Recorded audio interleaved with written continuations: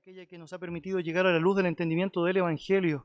No solamente nos permite ser convertidos a la salvación, sino que también nos permite ser santificados, ser perfeccionados día a día, de gloria en gloria, como dice su palabra. Y qué bueno es el Señor al darnos la posibilidad de saber que a través de su dádiva perfecta, su bendita palabra, tú y yo tenemos el privilegio de poder escuchar su voz y ser perfeccionados en Él para la alabanza de su propia gloria. Estamos estudiando como iglesia el libro de Mateo, capítulo 10. Hemos tomado esta porción del Evangelio de Mateo con un propósito específico, el de poder estar desafiando nuestra vida, lo que significa un entendimiento correcto de las misiones, de la propagación del Evangelio de Jesucristo. Tú y yo hemos sido convocados para ser emisarios de nuestro Señor. La Biblia lo describe así, como embajadores que tienen un mensaje que debe ser compartido. Debemos estar divulgando a las personas reconciliados con el Señor. Un mensaje que nos dice que en la práctica estamos enemistados con Dios producto de nuestro pecado y que obviamente lo único que puede ser propicio a nosotros para poder obtener la vida eterna es el Señor Jesucristo. Pero este mensaje que debe ser llevado adelante, esta propagación que obviamente cumple con el propósito y el deseo de Cristo, de que vayamos por todo el mundo predicando el Evangelio a toda criatura, haciéndoles discípulos, como dice su verdad, implica que tengamos claro elementos que puedan ser sin duda marcados férreamente en nuestro corazón y que puedan animarnos a poder estar en rectitud llevando adelante aquello que Él anhela. En ese sentido, no solamente el Señor Jesucristo a través de esta porción está dando ánimo, aliciente, desafíos, instrucciones a sus discípulos, sino que también les está advirtiendo del peligro de llevar adelante la tarea sin un corazón dispuesto realmente a ser usado en esa tarea. Hace algunos años atrás le escuché una frase a Pastor Miguel Núñez que me pareció tremendamente interesante. Él dijo lo siguiente: lo peor a no ser cristiano es creer ser uno y no serlo. Y cuando lo escuché por primera vez, obviamente me hizo pensar, obviamente, qué es lo que estaba tratando de decir. Pero obviamente cuando tú lo miras en detalle te das cuenta que realmente eso ha sido nocivo en la historia de muchos a lo largo de nuestras vidas.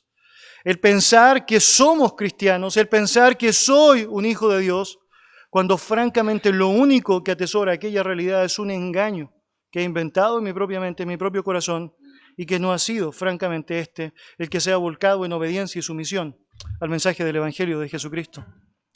De manera muy concreta, usted y yo necesitamos asimilar que más que una emoción pasajera, más que un estímulo particular, necesitamos una convicción de corazón volcada al Evangelio de Jesucristo y una respuesta atenta a lo que significa su verdad como una marca de nuestra salvación. Esta idea de examinar nuestra vida, examinar nuestra salvación a la luz de la verdad es algo que no solamente usted y yo podemos verla de manera palpable a través de exhortaciones cotidianas, sino que es algo marcado en la Escritura. De hecho, el propio apóstol Pablo menciona en 2 Corintios capítulo 13, versículo 5, examinaos a vosotros mismos si estáis en la fe, probaos a vosotros mismos. ¿O no os conocéis a vosotros mismos que Jesucristo está en vosotros a menos que estéis reprobados? La necesidad de un examen personal, la necesidad de evaluar nuestra propia realidad con Dios es algo que necesitamos hacer con frecuencia y que obviamente en la medida de nuestra cercanía a Él y nuestra realidad de hijos con Él va a ser fortalecida, pero también en la realidad de que no estemos andando como corresponde. Vamos a ser confrontados a cuantificar la magnitud de nuestro arrepentimiento y nuestra verdadera relación con Él. Esta premisa de examinarnos a nosotros mismos, que es tan interesante y tan marcada en la Escritura, obviamente no fue pasada por alto en el Señor Jesucristo cuando comparte con los discípulos, precisamente acá en Mateo capítulo 10. De hecho, Él está animándoles a recordar todo aquello que es necesario para llevar adelante la tarea del ministerio. Usted ha notado, al principio, Mateo capítulo 10 dice que por primera vez Jesucristo deja de llamarles discípulos y ahora les llama apóstoles, es decir, enviados. Una tarea específica que ellos debían llevar a cabo había sido comisionada para ellos. Cuando lees los primeros versículos te das cuenta cómo el Señor no solamente les está enseñando allá el propósito de la misión, el mensaje de la misión, la práctica de la misión, está hablándoles también sobre los peligros asociados a llevar adelante esta misión. Pero tomo una sección interesante, una sección que hemos comenzado a estudiar como iglesia hace un par de semanas, en donde el Señor Jesucristo les quiere decir que para ser cristianos no solamente hay que parecer, también hay que ser. La vida cristiana no solamente involucra aquello que tú estás llevando adelante como tareas particulares, sino que es consistente en un corazón que ha sido entregado y volcado a Él de manera correcta. En ese contexto, por ejemplo, usted y yo hemos estudiado Mateo capítulo 10, versículo 23, por ejemplo. Mire allá lo que dice, Mateo 10, versículo 23. Cuando os persigan en esta ciudad, huid a la otra, porque de cierto os digo que no acabaréis de recorrer todas las ciudades de Israel antes que venga el Hijo del Hombre. El discípulo no es más que su maestro, ni el siervo más que su señor. Bástele al discípulo ser como su maestro y al siervo como su señor. Si al padre de familia llamaron Belcebú, ¿cuánto más a los de su casa? Y comienza en el verso 23 diciendo todo esto, si bien tenía un receptor original, que eran los apóstoles, va a tener un alcance hasta su propia venida. Por lo tanto, necesitamos dimensionarlo. Y primera marca descrita allá que debe tener un verdadero discípulo del Señor es esta marca que nos salva de un concepto correcto de la sumisión. El discípulo no es más que su maestro, una disposición a ser enseñado. Entender que necesitamos imperiosamente ponernos a los pies del Señor y dejar que su voz sea la que hable y que yo atentamente escuche su voz para estar dispuesto a ejecutar aquello que me demanda. Una disposición a ser obediente. La palabra del Señor dice, ni el siervo más que su Señor. Usted no es el Señor, usted no es el jefe, usted no es el dueño de su vida, usted no es el dueño de sus determinaciones. Usted no debe seguir su corazón, es engañoso y perverso. Lo que usted y yo necesitamos hacer es someternos a Él. Él es el jefe, Él es el Señor, Él es la autoridad. Nosotros somos sus siervos. Por lo tanto, un verdadero discípulo del Señor que entiende el concepto de la sumisión está disponible para poder obedecer, acatar aquello que el Señor ha manifestado. Una disposición a estar satisfechos, aceptar que en Cristo, tal como su palabra lo dice, estamos llenos, no necesitamos nada más. En Él podemos estar absolutamente satisfechos. Pase lo que pase o suceda lo que suceda, podemos encontrar en Él el contentamiento necesario. Y obviamente un verdadero creyente puede encontrar fortaleza, ánimo pronto, guía para avanzar en el Señor. Por último, esa sección, en el contexto de la sumisión, nos enseñó una disposición al sufrimiento. Si al padre de familia llamaron Belcebú, ¿cuánto más a los de su casa? Dice el texto. Si a Jesucristo le llamaron Satanás, si a Jesucristo le llamaron como un ídolo de aquel tiempo, el Dios de las moscas, ¿cómo esperas que te llamen a ti? Por lo tanto, se desecha cualquier concepto de ego propio, cualquier concepto de popularidad a los ojos del mundo y se acepta finalmente que ser sumiso a Jesucristo involucra el saber que vamos a ser tratados como Él. El parecernos a nuestro Señor va a implicar el costo de lo que Él también tuvo que experimentar. La semana recién pasada aprendimos otro aspecto de lo que significa la marca de un discípulo. Ese aspecto nos hablaba de un concepto correcto del valor. Y usted y yo apreciamos que obviamente la vida del creyente necesita implicar un valor, llevar adelante un valor. A pesar de lo oprobio, a pesar de las adversidades, debemos estar firmes en Él. Mire allá, por favor, como dice el texto, versículos 26 en adelante. Así que no los temáis, porque nada hay encubierto que no haya de ser manifestado, ni oculto que no haya de saberse. Lo que os digo en tinieblas, decidlo en la luz. Y lo que al oído oís, proclamadlo desde las azoteas. Y no temáis a los que matan el cuerpo, mas el alma no pueden matar. Temed más bien a aquel que puede destruir el alma y el cuerpo en el infierno. ¿No se venden 2 pajarillos por un cuarto? Con todo, ni uno de ellos cae a tierra sin vuestro Padre, pues aún vuestros cabellos están todos contados. Así que no temáis, más valéis vosotros que muchos pajarillos. Con esto, el texto bíblico nos está mostrando la importancia de ser personas que tengamos asimilado el valor en el Señor para comunicar su verdad. Un verdadero creyente va a asumir eso y solamente puede ser consistente en la práctica de una vida sin temor a lo que pueda hacer el hombre cuando en primer lugar tiene una perspectiva eterna. La verdad va a triunfar. El texto dice que nada hay oculto que no vaya a saberse, que no vaya a ser manifestado. Al final, aquellos proclamadores de la verdad, del mensaje verdadero, aquellos que vivieron rectamente, a pesar de no ser populares, a pesar de ser atacados, a pesar de ser causa de escarnio, van a prevalecer en Cristo, van a estar en el equipo de los que han triunfado. Y saber que la palabra del Señor no está presa, que ella es gloriosa y que ella debe y puede ser comunicada con rectitud y en rectitud, bueno, nos debe animar a seguir adelante en esa proclamación, sabiendo que finalmente todo saldrá a la luz. También es necesario absolutamente tener clara la prioridad divina. No debemos temer al que puede destruir el cuerpo. El texto bíblico nos está enseñando algo muy importante. Lo más malo que puedes enfrentar en esta tierra es perder tu cuerpo. Pero lo cierto es que aquellas personas que van en contra del mensaje de Dios pueden perder mucho más que eso, su alma por la eternidad. Cuando usted está siendo un portavoz del mensaje del Señor, usted está decidiendo temer a Dios. Está decidiendo seguirle a Él, pase lo que pase, cueste lo que cueste. Está tomando la actitud de los apóstoles de Jesucristo que señalaron en la persecución. Es necesario obedecer a Dios antes que a los hombres. Y de esa manera, usted y yo podemos, mostrando prioridad divina, llevar adelante el mensaje del Evangelio sin amar aquello que no debe ser amado en exceso, nuestro propio cuerpo, nuestra propia vida. Y por último, la protección del Padre.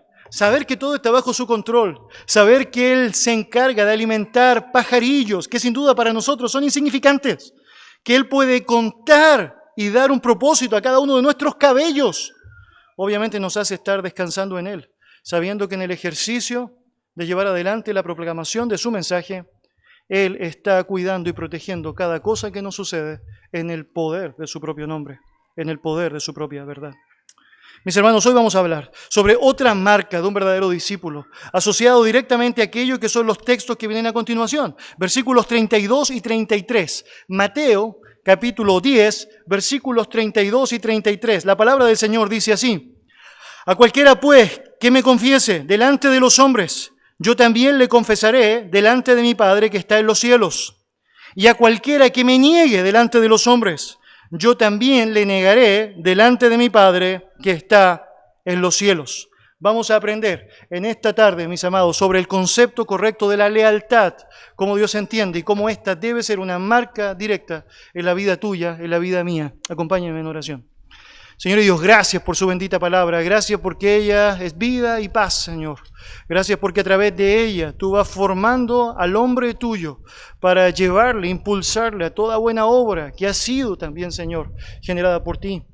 Dios, gracias porque tu palabra nos da certezas, porque en ella podemos sostener la construcción de nuestra vida firmemente y porque a través de ella también mueves a tu pueblo a seguir adelante y mueves a aquel que no es parte de tu pueblo aún a poder reconocerte como Dios y poder entregar su vida por completo a ti. Señor, gracias por el mensaje de tu verdad. Entramos expectantes a lo que tu palabra puede hacer. Y te ruego, Señor, de todo corazón, me ayude a mí a no estorbar precisamente aquello que tú deseas comunicar con tu iglesia. En el nombre de Jesús. Amén. Amén. La lealtad, que es el concepto que aparece de manera implícita en este relato, es una característica esencial en la relación que Dios espera que los suyos tengan con Él. Cuando hablamos de la lealtad, hablamos del cumplimiento de un honor que tiene que ver específicamente con no dar la espalda a una persona determinada. Y eso obviamente se lleva adelante pase lo que pase. Jesucristo espera que los suyos estén disponibles para no darle la espalda, llevar adelante lo que significa la lealtad hacia Él, en honor, en el cumplimiento del honor, pase lo que pase o suceda lo que suceda. Según nuestro texto, la manera en que se manifiesta la lealtad al Señor Jesucristo tiene que ver específicamente con la confesión. Una confesión bien entendida y que asimila, obviamente, el hecho de ser siervos comprados por precio y que están dispuestos a llevar adelante la tarea que ha sido encomendada por el Señor. Obviamente, el texto también nos dice que aquella persona que no confiesa a Cristo, que no lleva adelante esta tarea, debe asumir el costo de ser negado precisamente por Cristo. No solamente por un tiempo, sino por la eternidad. Estos versículos bien podrían ser entendidos, mis hermanos, como una advertencia solemne. Recordamos, obviamente, que todo el contexto que ha sido ya descrito para con ustedes nos habla de que el verdadero creyente va a comunicar el mensaje sin temor, sin temor. De hecho, si hago un pequeño repaso, simplemente podría decir que debemos proclamar la verdad de Dios como siervos, porque el siervo no es mayor que su Señor y está dispuesto a comunicar aquello, aunque sea rechazado. El siervo hace la tarea que le ha encomendado su amo. También hemos aprendido que debemos mirar los propósitos eternos sin dejarnos llevar por la popularidad pasajera. Sin importar lo que el hombre pueda decir de nosotros, sin importar perder algunas amistades porque no comparten ciertas cosas que vas a decir. Saber que hay una perspectiva eterna en donde la verdad va a prevalecer y tu mensaje es la verdad, te hace seguir adelante sin temor. También hemos aprendido en todo el contexto que debemos asumir que por más grande que sea el daño que el hombre pueda provocarnos, ese daño será relativo, temporal y físico, no más que eso. Por lo tanto, debemos vencer el temor a los hombres y debemos enfrentar nuestra proclamación del Evangelio en temor al Señor. Y también hemos aprendido que debemos fortalecernos en la certeza de que nuestro Padre nos cuida, nos protege. Él sabe lo que es mejor para nosotros. Por lo tanto, si hay que morir en el ejercicio de su voluntad, bueno, morimos con el gozo de la eternidad. Esto es, básicamente. Por lo tanto, de esa manera, y con eso como antecedente, comienza precisamente a señalarnos los versículos 31 y 32, aquello que acabo de señalar. De hecho, en el texto griego esto es bien interesante porque comienzan con la siguiente frase, por tanto. Es como una conclusión precisamente a todo lo que se ha dicho. Es parte de todo aquello que ahora está haciendo el golpe final de parte de nuestro Señor a sus discípulos para que administren y sepan cómo llevar adelante la tarea que se les ha asignado. En términos concretos, en conclusión, acobardarnos y callar nuestro testimonio es negarle a Él. Y quien le niega a Él será negado por Él en el día final. Ahora bien, si usted mira el detalle del texto, la forma en cómo se expresa la lealtad a nuestro Señor tiene que ver específicamente con la confesión. De hecho, si usted lee otra vez se va a dar cuenta. Dice, y cualquiera pues que me confiese delante de los hombres. Confiese. Esa palabra confesar es una palabra muy interesante. En el griego es la palabra homologesei. De hecho, la raíz es homologeo, de donde tenemos nuestro término homologar en el español. La idea literal de esta palabra es decir lo mismo. Homo es mismo, logeo es decir. En la práctica, confesar abiertamente a Cristo significa decir lo mismo que Cristo dijo sobre sí. Es decir, Él es el Señor, Él es el Mesías prometido, Él es el Salvador. En ese contexto, usted y yo confesamos correctamente a nuestro Señor cuando nuestra boca está declarando precisamente aquello que el Señor dijo de sí mismo. Ahora, muy interesante, recuerda que el contexto habla de opresión. Hemos aprendido opresión política, opresión religiosa, opresión familiar, todo eso, parte de lo que Jesús les ha dicho, van a experimentar los verdaderos creyentes en contextos de su vida. Obviamente el contexto implica la muerte si esta es necesaria. Por lo tanto, hasta ese momento, confiesa. Y confesar verbalmente, simplemente a través de una expresión emocional, no es algo difícil. Pero confesar activamente, cuando se trata de la opresión o cuando se trata de la vida o la muerte, francamente, eso se hace un ejercicio difícil de llevar adelante con fingimiento. La historia del cristianismo nos muestra muchísimos casos en donde personas tenían frente a una espada que determinar si estaban dispuestos a confesar a Cristo o no. Y obviamente usted podría imaginar qué significaba confesar a Cristo. La historia está llena de casos en donde personas tenían que enfrentar el fuego de la hoguera, comenzando por sus pies hasta terminar en sus cabezas, básicamente por confesar a Cristo. Por lo tanto, el peso de la confesión va mucho más allá de simplemente decir yo creo, de decir yo pienso o decir yo siento. Tiene que ver con una actitud activa y constante, pase lo que pase, a señalar quién es Cristo, quién es verdaderamente Cristo. Quizás nos ayuda mucho a entender que en términos bíblicos no hay términos medios. Confesar es una opción, la otra opción es negar. De hecho, esa es la alternativa que aparece descrita en el relato. El que le confiesa o el que le niega. En ese contexto, obviamente, es francamente fácil para nosotros asimilar. Confesar es decir sí al Señor, negar es decir abiertamente no. Quizás una buena forma de hacerlo explícito para mostrarles francamente cómo la Biblia lo describe es utilizar las palabras del propio Juan el Bautista para entender cómo Dios ve aquello. De hecho, en un momento específico a Juan el Bautista pensaron las personas que era Jesús, por lo tanto, o el Mesías, por lo tanto le preguntaron si él era precisamente aquel. Y dice versículo 19, este es el testimonio de Juan, cuando los judíos enviaron de Jerusalén sacerdotes y levitas para que le preguntasen, ¿tú quién eres? Confesó y no negó, sino confesó, yo no soy el Cristo. Nota, en términos bíblicos no hay término medio. Confiesas o niegas, no puedes estar al medio. Confiesas o niegas.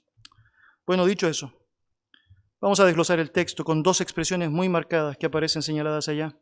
La primera nos habla de un mensaje glorioso. Si usted mira allá otra vez, Versículo 10, capítulo 10, versículo 32. El texto dice: a cualquiera, pues, que me confiese delante de los hombres, yo también le confesaré delante de mi Padre que está en los cielos. El mensaje glorioso nos indica que la confesión pública, activa en su nombre, va a tener repercusiones que son eternas, que son absolutamente eternas. El verdadero creyente asume que confesar al Señor no se trata simplemente de una expresión privada. Se trata de una confesión que es delante de los hombres. De hecho, note otra vez como el texto lo dice, ¿o no? A cualquiera pues que me confiese delante de los hombres. Esto no se trata simplemente con Jesús es Señor, Jesús es Señor, Jesús es Señor, Jesús es Señor, Jesús es Señor. Se trata activamente de estar diciéndole a las personas: Jesús es el Señor, Jesús es el Mesías, Jesús es el Salvador y el Señor, y el Señor. La idea de la forma como está escrito esto es de una persona que está frente a un tribunal. Este tribunal está atestiguando acá, está evaluando cuáles son las determinaciones o cuáles son las convicciones de aquel que está siendo acusado. Y el que está siendo acusado frente al tribunal acusador señala: Cristo es el Señor, Cristo es el Mesías, Cristo es el Salvador. Obviamente, confesar al Señor delante de los hombres tenía un costo evidente. De hecho, es muy interesante porque la Biblia nos da luces de lo que significaba ese costo. Por ejemplo, en Juan capítulo 9, versículo 22, el texto dice: esto dijeron sus padres porque tenían miedo de los judíos, por cuanto los judíos ya habían acordado que si alguno confesase que Jesús era el Mesías, fuera expulsado de la sinagoga. Y mire, esto no es algo sencillo. Ser expulsado de la sinagoga no era ser expulsado simplemente de un lugar de reunión en términos religiosos. La sinagoga judía tenía un montón de aristas. Era el lugar en donde los niños aprendían la palabra, era el lugar en donde los judíos resolvían asuntos menores a través de jueces que estaban determinando quién tenía o quién no tenía la razón. Era el lugar en donde se hacía la asistencia o la entrega a aquellos que podían ir de ayuda, de misericordia o lo que fuese necesario allá. Por lo tanto, cerrar la sinagoga a alguien era cerrar la vida común y típica de un judío. Por lo tanto, personas tenían temor de lo que eso significaba. Y obviamente, el punto era bien marcado: reconocer que Jesucristo era el Mesías, tenía implicaciones y costos que tenían que ser asimiladas. Por lo tanto, confesar es confesar a pesar del dolor o lo oprobio que esto pueda traer. En el tiempo de la iglesia primitiva, usted sabe, personas, miles de personas murieron producto de confesar a Cristo. Tú y yo tenemos la palabra del Señor en nuestras manos, producto de que Dios usó a personas en la historia que estuvieron dispuestos a confesar y no negar que Jesús era el Señor. Y aún en nuestro tiempo, en nuestro contexto, si bien no experimentamos todavía estas cosas que aparecen descritas y que he mencionado para usted, obviamente hay otras cosas que podrían notarse: burla, rechazo, mofas. Bueno, confesar significa estar dispuesto a hacerlo, pase lo que pase, llevarlo adelante. Hay un costo que no tendrás si no lo expresas públicamente. Y yo debería decir, esa es precisamente la razón por la cual muchas veces nosotros no estamos dispuestos a confesar de la manera que deberíamos, porque tenemos mucho más temor al costo que al valor de la verdad, Acompáñeme en su Biblia, por favor, a Romanos capítulo 10. Romanos capítulo 10.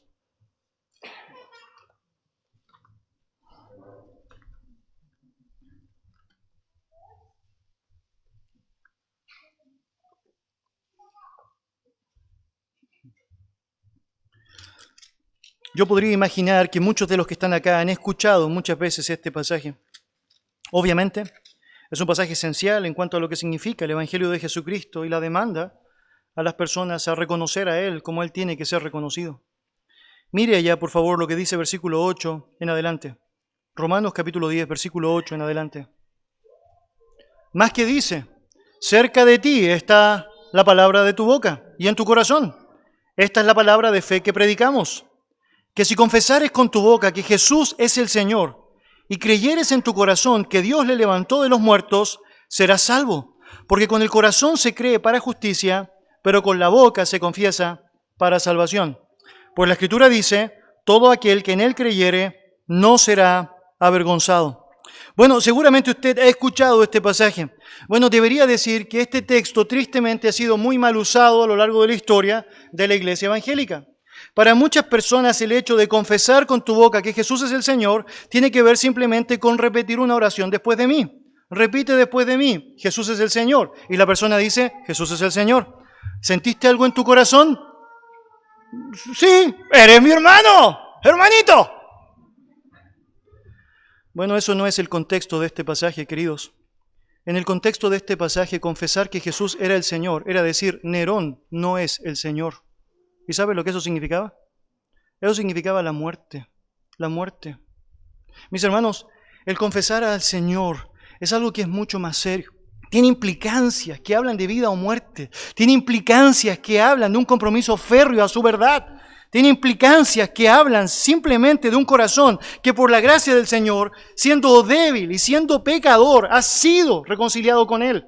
Y que ahora, en las fuerzas de Él, en el poder de Él, puede día a día decir, Él es el Señor, Él es el Señor, Él es el Señor.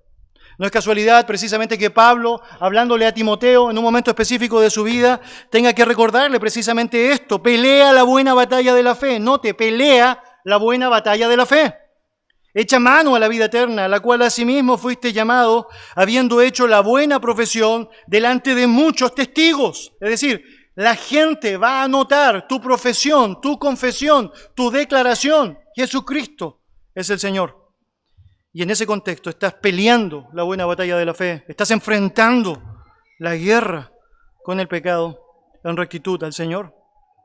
Por lo tanto, confesar que Jesús es el Señor tiene que ver específicamente con una declaración verbal y pública que las personas vamos a estar haciendo, pero también tiene que ver con una forma de vida. Tiene que ver con una acción que no solamente es puntual, sino que es constante en aquel que ha sido salvado por Él. La Biblia menciona, por ejemplo, allá en 1 de Juan capítulo 4, versículo 15, todo aquel que confiesa que Jesús es el Hijo de Dios, Dios permanece en Él y Él en Dios. Él en Dios. Acompáñenme en su Biblia, por favor, a Apocalipsis capítulo 2. Apocalipsis capítulo 2.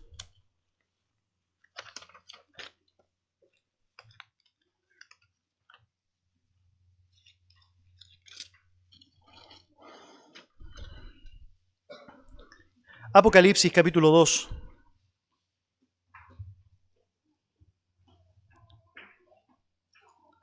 Versículo 13.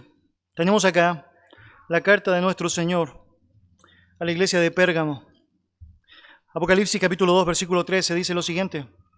Yo conozco tus obras y dónde moras, donde está el trono de Satanás, pero retienes mi nombre y no has negado mi fe, ni aun en los días en que Antipas, mi testigo fiel, fue muerto entre vosotros, donde mora Satanás.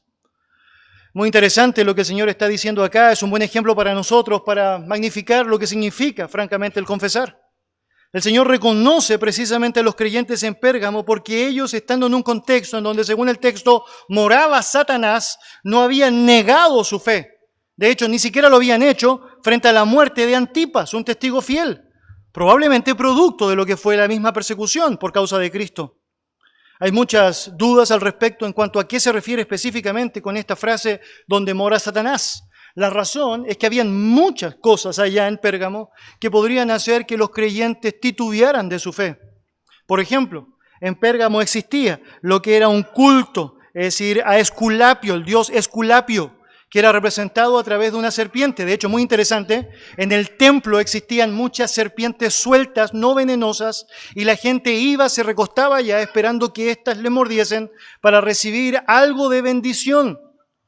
Por lo tanto, una de las interpretaciones es que esta idea de donde mora Satanás es por este Esculapio en forma de serpiente que recibía adoración de parte de otros. De hecho, la historia plantea que cristianos fueron muertos precisamente por no adorar a Esculapio. Otra oportunidad o otra mención allá tiene que ver con un altar de 36 por 34 metros de longitud que estaba establecido en esa ciudad de Pérgamo para Zeus. Un ancho y una longitud tremenda, con una altura de 5 metros, vista por todos lados, obviamente un gran culto idolátrico. Y muchos decían, bueno, obviamente, probablemente por eso dice que allá es donde mora Satanás. Probablemente otra opción es el culto y la autoridad que se le rendía a los emperadores. Recuerde, los emperadores romanos eran vistos como dioses. De hecho, si no entregabas la adoración a un emperador en particular, la muerte sería específicamente aquello que estaría, es decir, afectándote. Ahora, ¿cuál de las tres opciones es? Bueno, no sabemos, probablemente las tres. Dios de este siglo, Satanás, manifiesta su poder a través de muchas maneras. Y a través de esas muchas maneras en las cuales incluso tú y yo podemos estar presentes. Cultos idólatras, paganos, actividades sociales en contra de Dios, movimientos políticos que se levantan en contra de la verdad de Dios. Bueno, tú y yo, inmersos en este mundo que le pertenece a Él, bueno, necesitamos no negar, sino confesar que Jesús es el Señor, es el Señor. El valor de la lealtad es explícito acá. De Antipas no sabemos mucho más. La tradición dice que Antipas murió siendo quemado asado en un toro, es decir, de material de metal, básicamente por defender su fe, básicamente por confesar que Jesucristo era el Señor. Y a pesar de eso, los hermanos siguieron adelante, confesando. Ahora, podría apresurarme y obviamente decir que quizás podría estar pasando por tu mente esto. Bueno, en algún momento yo no he confesado al Señor. En algún momento yo he sentido debilidad, temor, vergüenza. Me he dejado llevar por la presión del mundo, la popularidad de mi corazón, por el ego de mi propia carne y no he declarado que Jesucristo es el Señor cuando podría haberlo hecho. Bueno, déjeme decirlo así. En la vida del creyente van a haber momentos así. Pero aunque esos momentos vengan, el creyente verdadero se va a arrepentir de corazón y prontamente va a confesar. Pedro sería un buen ejemplo de eso. El apóstol Pedro, usted sabe, nega a Jesucristo 3 veces, no una, dos, 3 veces, ¿o no? Muchas veces hablamos nosotros allá en contra de Él, probablemente usted y yo hemos negado a Jesucristo más de 3 veces. Pero el gran punto allá y la gran diferencia de Él con Judas, que hizo exactamente lo mismo de negarle, es que luego de la historia, dice la Biblia, que Pedro lloró amargamente, se arrepintió. Y acto seguido, lo ves en Pentecostés, allá, Hechos capítulo 2, capítulo 3, capítulo 4, diciendo, arrepentíos y convertíos, Jesucristo es el Señor. Timoteo probablemente luchaba mucho con eso. Esa es la razón por la cual Pablo necesita vez tras vez estar diciendo, no te avergüences de dar testimonio de mí, ni del Señor Jesucristo. No te avergüences, porque necesitaba ser permanentemente estimulado en aquello. De alguna manera usted debe saber, si Pedro luchó, Timoteo luchó, hemos luchado. La realidad será algo que va a estar dando vuelta en nuestra vida. Pero lo cierto es que no tomaremos mucho tiempo para reconocer, necesito cambiar, necesito arrepentirme, necesito comunicar que Jesús es el Señor. El mensaje glorioso nos indica que nuestra confesión activa y pública finalmente va a ser evidenciada por nuestro Señor. Si usted lee otra vez allá, Mateo capítulo 10, se va a dar cuenta o no que dice aquello con claridad. Está señalando el texto que cualquiera pues que me confiese delante de los hombres, yo también le confesaré delante de mi Padre que está en los cielos. Por lo tanto, tenemos allá una garantía preciosa. Hay un gran estímulo en nuestro corazón al recordar que vamos a ser recibidos en gloria como buenos siervos fieles, como dice su palabra, entrando al gozo de su Señor, porque estuvimos dispuestos a confesar a Cristo como quien debía ser confesado. Es una maravilla recordarnos que Jesús reconocerá un día a los suyos en gloria, en el día del triunfo, precisamente aquellos que aún estén dispuestos a confesarles acá en el día de la prueba. Note eso. Jesús va a recibirnos con gloria a aquellos que estemos dispuestos a confesarle en el día de la prueba, Por lo tanto, tal como el salmista, lo que un verdadero creyente debería hacer es exclamar que Jesús es precisamente el Mesías. O como dice el Salmo 7, versículo 2, dígalo los redimidos de Jehová. Y no avergonzarnos de aquel que no se avergüenza de llamarnos sus hermanos, según el libro de Hebreos capítulo 2. Confesar a Cristo delante de los hombres es nuestro deber, y si lo cumplimos, será pues el máximo honor y la dicha preciosa el saber que tendremos la posibilidad de poder encontrarnos con Él por la eternidad para seguir precisamente haciendo lo que aprendimos a hacer acá en la tierra, confesar que Él era el Señor. Hay un mensaje glorioso, un mensaje que atañe precisamente, que incluye precisamente a aquellos que están dispuestos a comunicar esa verdad. Pero también el texto nos habla de un mensaje que es absolutamente temible. Mire lo que dice el versículo 33.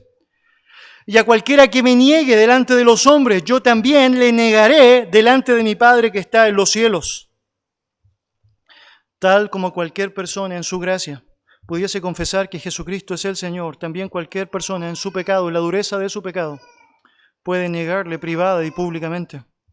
Negarle significa en la práctica repudiarle, rechazarle, darle la espalda, negarse a reconocer algo como propio. Todo esto es parte de los significados allá. Desconocerlo. Y todo aquello es una marca evidente de aquella persona que no ha sido regenerado.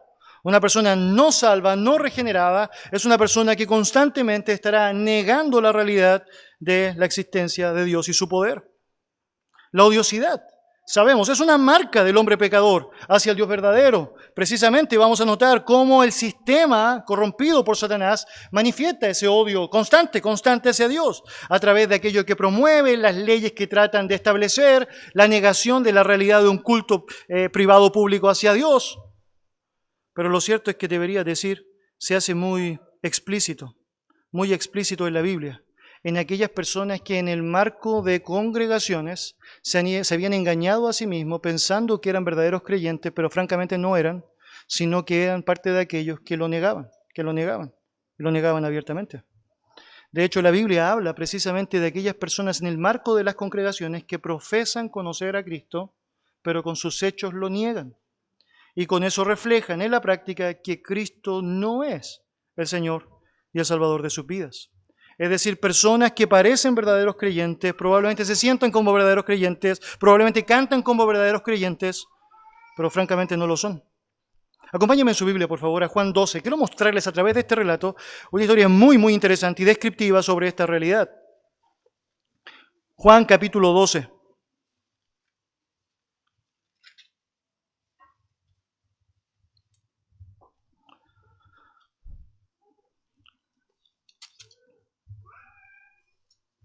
Juan capítulo 12, versículo 42.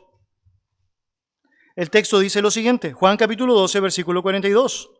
Con todo eso, aún de los gobernantes, muchos creyeron en él, pero a causa de los fariseos no le confesaban para no ser expulsados de la sinagoga. Mire, déjeme decirlo de esta manera. Bajo el concepto del evangelio popular, negociable de nuestra época, al leer este pasaje, muchas personas dirían, oh, mira qué interesante lo que está diciendo el texto bíblico. Muchos gobernantes creyeron en él, por lo tanto, son creyentes, son salvos. Pero el texto bíblico no dice eso. Dice con todo eso, aún de los gobernantes, muchos creyeron en él, pero a causa de los fariseos no le confesaban. Y según la Biblia, aquella persona que no confiesa a Dios, francamente no será confesado por él. No es un creyente. Mira lo que dice el siguiente versículo, por favor. Porque amaba más la gloria de los hombres que la gloria de Dios. Y eso lo explica todo, ¿no? Lo explica absolutamente todo. Déjeme decirlo en estas palabras. Hay un evangelio que es espurio, es un evangelio que no es completamente consistente, que hace que las personas piensen que pueden engañarse, francamente, porque expresan algo determinado. El creer en Dios no te hace un salvo. Los demonios creen, dice la Biblia, y tiemblan, pero no van a ir al cielo. Lo que hace consistente tu verdadera salvación es que día tras día estás confesando a Jesucristo, estás reconociéndole como el Señor de tu vida, estás diciéndote y diciendo a los demás que hay un camino distinto, verdadero y mejor. El apóstol Pablo está describiendo el final de sus días en 2 Timoteo, muy interesante. Él está haciendo allá un detalle de sus palabras, manifestando allá las últimas palabras que él quisiera quedaran bien plasmadas y está despidiéndose. Él dice, por ejemplo, ahora estoy listo para ser sacrificado. He peleado la buena batalla, he guardado la fe. Note cómo describe la vida cristiana. Es difícil, ¿o no? Batalla. Guardar en un contexto de oprobio. Estoy listo para ser sacrificado. Pero mire, más adelante, hablando de esos mismos costos que otros también enfrentaron con él, en el verso 10 él dice, y usted puede leer eso en su casa, 2 Timoteo 4, pero Demas me ha desamparado, amando más este mundo. Demas había estado con Pablo, había compartido con Pablo, había sido parte de los viajes misioneros de Pablo. Probablemente muchos pensaron que Demas era un creyente. Pablo seguramente creyó absolutamente aquello, pero no era un creyente en el momento del oprobio, En el momento de la dificultad no encontró nada mejor que desampararle, porque el mundo era más importante para él. Mire, déjeme decirlo así, los tiempos de persecución, si bien son tremendamente dolorosos, son medios que Dios ha utilizado para santificar su iglesia. Es porque no se hace tan fácil ser un verdadero creyente en la persecución. Y los que quedan, los que permanecen, los que prevalecen, pueden vislumbrar la pureza y la santidad de Cristo allá. La pureza y la santidad de Cristo allá. El costo final y eterno de aquellas personas que niegan a Cristo será finalmente la negación total ante el Padre. El texto bíblico dice exactamente aquello. Dice, si yo le negaré, yo le negaré. En Mateo capítulo 7, versículo 23, el texto bíblico señala, entonces les declararé, nunca os conocí, apartados de mí, hacedores de maldad. Note allá, el contexto habla de personas que en su nombre profetizaron, en su nombre echaron fuera demonios, que cosas más sobrenaturales. Y Jesucristo está diciendo, no confesaron como debían confesar, por lo tanto voy a desconocerles, porque nunca fueron conocidos. En Mateo capítulo 25, versículo 41, dice, apartados de mí, malditos, al fuego eterno que ha sido preparado para el diablo y sus ángeles. Mis queridos, llegará el día en donde ni la mera emoción, ni la fe espuria, ni las expresiones momentáneas, ni el estereotipo religioso serán suficientes. Solamente habrá sido suficiente el confesar que Jesucristo era el Señor, con tu vida, con tu boca. Jesús dice, aquellas personas que no lo han hecho, que han hecho de aquello una constante, permanente, van a ser negados delante del Padre que está en los cielos. Y en aquel día, en el día del juicio, todos los principios que Jesucristo ha enseñado serán aplicados de manera directa. La ley del talión, es decir, todo lo que siembras será tu cosecha. Confesión por confesión, negación por negación, será manifestada. Escrupulosamente equitativa, será manifestada. Mis queridos, tenemos la oportunidad de reconocer de qué lado estamos. Quizás se hace notorio para ti que has confesado vez tras vez a tu Señor, que has sido una persona que ha estado fiel en cuanto a lo que significa la propagación del mensaje de Cristo, que no tienes temor de compartir con otros, es decir, a tiempo y fuera de tiempo, la verdad de su palabra, de expresar cuando se te pregunta y de aún tener la oportunidad de decirlo cuando no se te pregunta, para establecer de manera clara que eres distinto porque Dios te hizo distinto, que tienes un mensaje que es distinto al que el mundo profesa y que obviamente tienes también una esperanza distinta a la que el mundo puede tener. Si esto es así, debes afirmar tu corazón con una predicación como esta y sostenerte y seguir adelante, llevando adelante este mensaje. Puedes decir con certeza y con claridad las mismas palabras descritas en Hebreos 10, mas el justo por la fe vivirá, y si retrocede mi alma no se complacerá en él. Pero nosotros no somos de los que retroceden para perdición, sino de los que tienen fe para preservación del alma. Y bendito el nombre del Señor si estás ahí. Pero quizás te has dado cuenta que no has confesado rectamente a Cristo, que no has sido de aquellas personas que frente al oprobio están dispuestos a seguir adelante con su convicción, que han transado o has transado con el pecado simplemente porque hacerlo suena más común, popular, atractivo, te hace similar a otros. Y precisamente a través de esa similitud estás mostrando cuánto te distancia del Señor Jesucristo y de su verdad. Y si ese es el punto, si esa es la situación, bueno, llega el punto en donde necesitas arrepentirte. Necesitas confesar al Señor que has pecado. Y necesitas pedirle a Él que te dé la gracia suficiente para que no claudiques en este desafío precioso de llevar adelante su verdad. La Biblia dice en 2 Timoteo capítulo 2, versículos 11 y 12, si morimos con Él, también viviremos con Él. Note eso. Si morimos con Él, también viviremos con Él. Si perseveraremos, también reinaremos con Él. Si le negáramos, Él también nos negará. Tenemos el privilegio de poder aferrarnos a las promesas preciosas de su palabra y poder tener la certeza de poder vivir por Él y con Él en su reino. O tenemos allá la dura expectación de juicio que involucra el saber que si le negamos, Él también nos va a negar. Vamos a orar. Dios, gracias por tu bendita palabra. Gracias por darnos la posibilidad de escuchar, Señor, aquello que tú deseas decirnos, Padre, y que nos da la posibilidad, Señor, de optar por avanzar en un camino de rectitud, que adore tu nombre, que exalte tu nombre, Señor, o caer en el rechazo evidente que nuestras vidas ahora en lo privado manifiestan y que se hace explícito obviamente a través de la luz de tu palabra, en la oscuridad de nuestros corazones y de nuestras acciones. Señor, te ruego nos ayudes a poder vivir correctamente la vida que tú has trazado para los tuyos. Sabemos que es imposible estar permanentemente viviendo como tú quieres si tu gracia no está con nosotros. Por lo tanto, requerimos de ti y te pedimos ayuda. Y te damos gracias, Señor, porque en todo esto que hemos estado aprendiendo, el valor que tú das a los tuyos, una perspectiva de la verdad, el ánimo y el aliciente de tu cuidado, Señor, son fortalezas más que suficientes para poder seguir adelante y no callar, no callar. Señor, ayúdanos a confesar que Jesucristo es el Señor, el único camino, la única verdad, la única vida. Decir a las personas que nadie puede ir al Padre si no es por Él. Decirle a las personas que no podemos estar completos ni satisfechos si no es con Él. Y que no hay esperanza alguna, si Cristo no es el dueño de nuestra vida. Ayúdanos, Señor, a poder creer esa verdad y poder comunicar esa verdad. En tu nombre oramos, agradecidos. Amén. Le invito a ponerse de pie, por favor. Vamos a cantar.